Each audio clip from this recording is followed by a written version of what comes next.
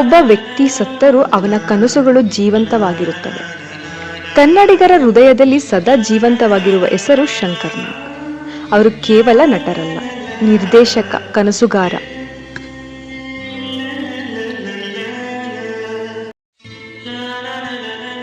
ಆದರೆ ಅವರ ಜೀವನದ ಅಂತ್ಯ ಮಾತ್ರ ತುಂಬಾ ದುಃಖಕರ ಮತ್ತು ರಹಸ್ಯಗಳಿಂದ ಕೂಡಿತ್ತು. ಇವತ್ತು ನಾವು ತಿಳಿಯೋಣ ಶಂಕರ್ ನಾಗ್ ಹೇಗೆ ಸಾವನ್ನಪ್ಪಿದರು, ಆ ದಿನ ಏನಾಯಿತು ಮತ್ತು ಅವರ ಕನಸುಗಳು ಯಾವುವು ಎಂದು. 1954ರಲ್ಲಿ ಹುಟ್ಟಿದ ಶಂಕರ್ ನಾಗ್ ಅವರ ಮೂಲ ಹೆಸರು ಶಂಕರ್ ನಾರಾಯಣ ನಾಗರಕಟ್ಟೆ. ಕನ್ನಡ ಸಿನಿಮಾದಲ್ಲಿ ಅವರು ಮಾಡಿದ ಸಿನಿಮಾಗಳು ಇಂದಿಗೂ ಕ್ಲಾಸಿಕ್. ಆಟೋ ರಾಜ, ಗೀತಾ, ಒಂದು ಮುತ್ತಿನ ಕತೆ, ಆಕ್ಸಿಡೆಂಟ್, ಮಿಂಚಿನ ಊಟ. ಮತ್ತೆ ಟಿವಿ ಲೋಕದಲ್ಲಿ ಅವರು ಮಾಡಿದ ಮಾಲ್ಗುಡಿ ಡೇಸ್ ಭಾರತದೆಲ್ಲೆಡೆ ಪ್ರಸಿದ್ಧವಾಯಿತು. ಆ ಕಾಲದಲ್ಲಿ ಅವರು ಫ್ಯೂಚರ್ ಥಿಂಕಿಂಗ್ ಹೊಂದಿದ್ದರು. ಬೆಂಗಳೂರಿಗೆ ಮೆಟ್ರೋ, ಫ್ಲೈಓವರ್, ಬೆಟರ್ ರೋಡ್ ಇಂತಹ ಹಲವಾರು ಕನಸುಗಳನ್ನು ಅವರು 1980ರಲ್ಲೇ ಮಾತನಾಡಿದರಂತೆ. 1978ರಲ್ಲಿ ಬಂದ ಒಂದೊಂದು ಕಾಲದಲ್ಲಿ ಸಿನಿಮಾ ಮೂಲಕ ಶಂಕರ್ ನಾಗ್ ಕನ್ನಡ ಚಿತ್ರರಂಗಕ್ಕೆ ಎಂಟ್ರಿ ಕೊಟ್ಟರು.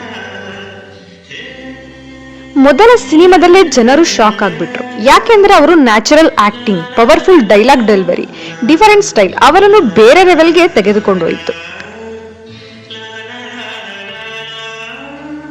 ನಂತರ ಒಂದಾದರ ಹಿಂದೆ ಒಂದು ಸೂಪರ್ ಹಿಟ್ ಸಿನಿಮಾಗಳು. ಆಟೋ ರಾಜ, ಗೀತಾ, ಆಕ್ಸಿಡೆಂಟ್, ಮಿಂಚಿನ ಓಟ, CBI ಶಂಕರ್. ಅವರು ಕೇವಲ ಹೀರೋ ಅಲ್ಲ, ಅವರು ಡೈರೆಕ್ಟರ್ ಆಗಿಯೂ ಹೊಸ ರೀತಿಯ ಸಿನಿಮಾ ಮಾಡಿದ್ರು. 1980ರ ದಶಕದಲ್ಲಿ ಮಾಲ್ಗುಡಿ ಡೇಸ್ ಎಂಬ ಸೀರಿಯಲ್ ಭಾರತದೆಲ್ಲೆಡೆ ಸೆನ್ಸೇಷನ್ ಆಯಿತು. ಆ ಸೀರಿಯಲ್ ಅನ್ನು ನಿರ್ದೇಶನ ಮಾಡಿದವರು ಶಂಕರ್ ನಾಗ್. ಆ ಕಾಲದಲ್ಲಿ ಇಂಟರ್ನೆಟ್ ಇಲ್ಲ, ಸೋಷಿಯಲ್ ಮೀಡಿಯಾ ಇಲ್ಲ, ಆದರೂ ಮಾಲ್ಗುಡಿ ಡೇಸ್ ಮನೆ ಮನೆಗೂ ತಲುಪಿತು. ಇವತ್ತಿಗೂ ಜನ ಅದನ್ನು ಕ್ಲಾಸಿಕ್ ಅಂತ ನೋಡ್ತಾರೆ. 1990 ಸೆಪ್ಟೆಂಬರ್ 30 ಬೆಳಗಿನ ಸಮಯ. ಶಂಕರ್ ನಾಗ್ ಅವರು ತಮ್ಮ ಪತ್ನಿ ಅರುಂಧತಿ ನಾಗ್ ಮತ್ತು ಮಗಳ ಜೊತೆ ಕಾರಿನಲ್ಲಿ ಪ್ರಯಾಣ ಮಾಡುತ್ತಿದ್ರು. ಅವರು ದಾವಣಗೆರೆ ಕಡೆಗೆ ಹೊರಟಿದ್ರು. ಹೇಳುವ ಪ್ರಕಾರ ಒಂದು ಕಾರ್ಯಕ್ರಮ ಮತ್ತು ಶೂಟಿಂಗ್ ಕೆಲಸಕ್ಕಾಗಿ ಹೋಗುತ್ತಿದ್ರು ಅಂತ. ರಸ್ತೆಯಲ್ಲಿ ಎಲ್ಲವೂ ನಾರ್ಮಲ್ ಆಗಿತ್ತು. ಆದರೆ ಆನೆಗುಡ್ಡ ಸಮೀಪದಲ್ಲಿ ಇದ್ದಕ್ಕಿದ್ದಂತೆ ಭೀಕರ ಆಕ್ಸಿಡೆಂಟ್ ಸಂಭವಿಸಿತು. ಕಾರು ಸಂಪೂರ್ಣ ನಾಶವಾಗಿ ಹೋಯಿತು. ಸ್ಥಳದಲ್ಲೇ ಶಂಕರ್ ನಾಗ್ ಮೃತಪಟ್ಟರು. ಈ ಸುದ್ದಿ ಕೆಲವೇ ಗಂಟೆಗಳಲ್ಲಿ ಕರ್ನಾಟಕದೆಲ್ಲೆಡೆ ಹರಡಿತು.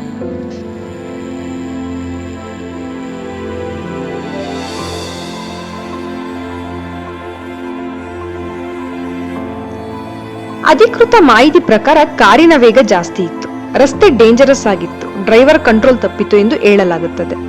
ಆದರೆ ಜನರಲ್ಲಿ ಹಲವಾರು ಪ್ರಶ್ನೆಗಳು ಶುರುವಾಯಿತು. ಯಾಕೆ ಸಡನ್ ಆಕ್ಸಿಡೆಂಟ್ ಆಯಿತು? ಕಾರಿಗೆ ಟೆಕ್ನಿಕಲ್ ಪ್ರಾಬ್ಲಮ್ ಇದೆಯಾ? ಇದು ಸಿಂಪಲ್ ಆಕ್ಸಿಡೆಂಟ್ ಅಲ್ವಾ? ಇಂತಹ ಥಿಯರೀಸ್ ವರ್ಷಗಳ ಕಾಲ ಹರಡಿದವು.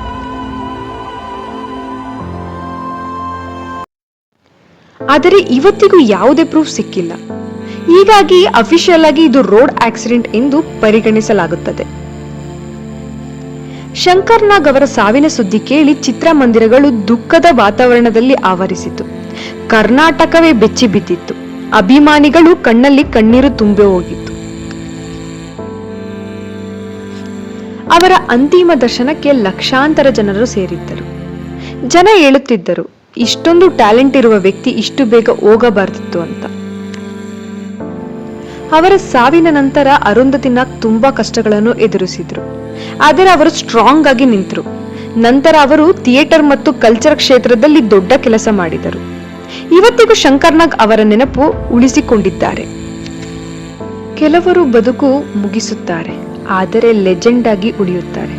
ಶಂಕರ್ ನಾಗ್ ಅಂತ ವ್ಯಕ್ತಿ ಅವರು ಕೇವಲ ಸಿನಿಮಾ ನಟ ಅಲ್ಲ, ಒಬ್ಬ ವಿಷನರಿ, ಒಬ್ಬ ಇನ್ಸ್ಪಿರೇಷನ್, ಒಬ್ಬ ಕನ್ನಡಿಗರ ಹೆಮ್ಮೆ. 35ರಲ್ಲಿ ಅವರು ನಮ್ಮನ್ನು ಬಿಟ್ಟು ಹೋದರೂ ಅವರ ಕನಸುಗಳು ಇಂದಿಗೂ ಜೀವಂತ. ಒಬ್ಬ ವ್ಯಕ್ತಿ ಸಾಯಬಹುದು, ಆದರೆ ಅವನ ಕನಸುಗಳು ಎಂದಿಗೂ ಸಾಯುವುದಿಲ್ಲ. ಶಂಕರ್ ನಾಗ್ ಅಂತ ವ್ಯಕ್ತಿ. ಸಕ್ಸಸ್ ಯಾರಿಗೂ ಸುಲಭವಾಗಿ ಸಿಗುವುದಿಲ್ಲ. ಅದರ ಹಿಂದೆ ಕೌಂಟ್ಲೆಸ್ ಸ್ಟ್ರಗಲ್ ಮತ್ತು ಹಾರ್ಡ್ ವರ್ಕ್ ಇರುತ್ತೆ. ಶಂಕರ್ ನಾಗ್ ಅವರ ಜೀವನ ಅದಕ್ಕೆ ಪರ್ಫೆಕ್ಟ್ ಎಕ್ಸಾಂಪಲ್. ಶಂಕರ್ ನಾಗ್ ಅವರಿಗೆ ಆರಂಭದಲ್ಲಿ ಯಾವುದೇ ಸಿನಿಮಾ ಬ್ಯಾಕ್ಗ್ರೌಂಡ್ ಇರಲಿಲ್ಲ.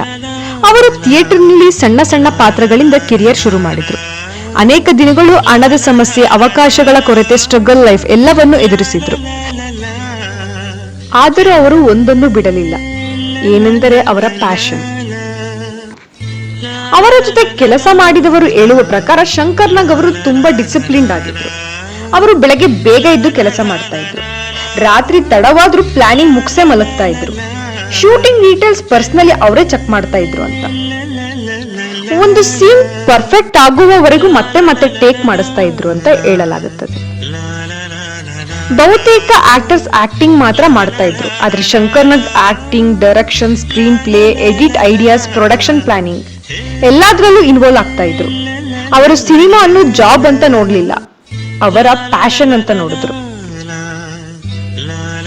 ಅವರಿಗೆ ಕೆಲಸ ಅಂದರೆ ಕೇವಲ ಉದ್ಯೋಗ ಅಲ್ಲ, ಅದು ಅವರ ಜೀವನದ ಆಸಕ್ತಿ. ಒಂದು ಸಿನಿಮಾ ಅತ್ಯುತ್ತಮವಾಗಿರಬೇಕು ಅಂದರೆ ತಮ್ಮ ಸಮಯ, ನಿದ್ರೆ ಮತ್ತು ಆರಾಮವನ್ನೇ ತ್ಯಾಗ ಮಾಡಬೇಕು ಅಂತ. ಒಬ್ಬ ಕಲಾವಿದ ಸಾಯಬಹುದು, ಆದರೆ ಅವನು ಬಿಟ್ಟ ಪ್ರೇರಣೆ ಎಂದಿಗೂ ಸಾಯುವುದಿಲ್ಲ. ಶಂಕರ್ನಾಗ್ ಅಂತಹ ಅಪರೂಪದ ವ್ಯಕ್ತಿ. ಅವರು ಕೇವಲ ಸಿನಿಮಾಗಳಲ್ಲಿ ನಟಿಸಿದ ವ್ಯಕ್ತಿಯಲ್ಲ, ಕನ್ನಡದ ಭವಿಷ್ಯದ ಬಗ್ಗೆ ಕನಸು ಕಂಡ ಕನಸುಗಾರ. ತಮ್ಮ ಪರಿಶ್ರಮ, ಸರಳತೆ ಮತ್ತು ದೊಡ್ಡ ಕನಸುಗಳ ಮೂಲಕ ಲಕ್ಷಾಂತರ ಜನರ ಹೃದಯ ಗೆದ್ದ ವ್ಯಕ್ತಿ. ಇಂದು ಅವರು ನಮ್ಮ ಜೊತೆ ಇಲ್ಲದಿದ್ದರೂ ಅವರ ಸಿನಿಮಾಗಳು, ಅವರ ಆಲೋಚನೆಗಳು ಮತ್ತು ಅವರ ನೆನಪುಗಳು ಸದಾ ಜೀವಂತ. ಅದರ ಕಾರಣಕ್ಕೆ ಇಂದಿಗೂ ಕನ್ನಡಿಗರ ಮನಸ್ಸಿನಲ್ಲಿ ಒಂದೇ ಮಾತು ಕೇಳಿಸುತ್ತದೆ: ಶಂಕರ್ನಾಗ್ ಎಂಬ ಹೆಸರು ಎಂದಿಗೂ ಅಮರ.